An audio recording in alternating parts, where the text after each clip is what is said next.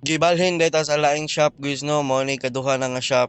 Kaya ang kinaunhan guys, di man sila kompleto og gamit unya mahadlok pod mo overhaul ang mekaniko. Salamat pod tano kay gitod gyud tagikan sa ilang shop padung diri sa kay duha nga shop. Medyo layo gini siya guys pero itagaan po na tong gamayng pahalipay. Gikumbate na ninilag tangtang ang mga flaring sa tong motor guys no, ang gatabang ani tulo gini sila kabuok. Ako lang pod i-share guys no kay since gibilin man ni ato ang motor, gumagbong ka gani sa tong motor, gakuyog ni sa mekaniko guys kaning nakablow. Nangita mi og connecting rod guys sa mga Yamaha kaso lang wala jud. So, nakapalit dito padong sa TCH guys sa ilahang suki. Kapalit ta dito connecting rod guys, medyo nipis siya sa stock no pero ingon mga mekaniko goods ra daw.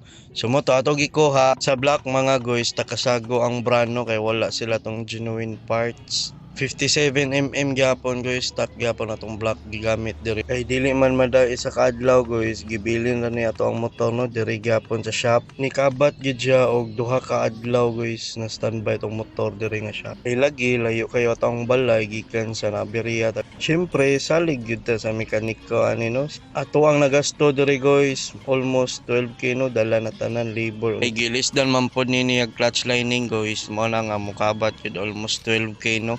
Dala na labor tanan. Mao pa jud ni pagka first blood sa tong motor guys nga gi-overhaul no for almost 3 years na ni siya. Kita ninyo diri guys nga grabe yung pagkagara sa to ang black. Miyaw miyaw jud ta diri guys.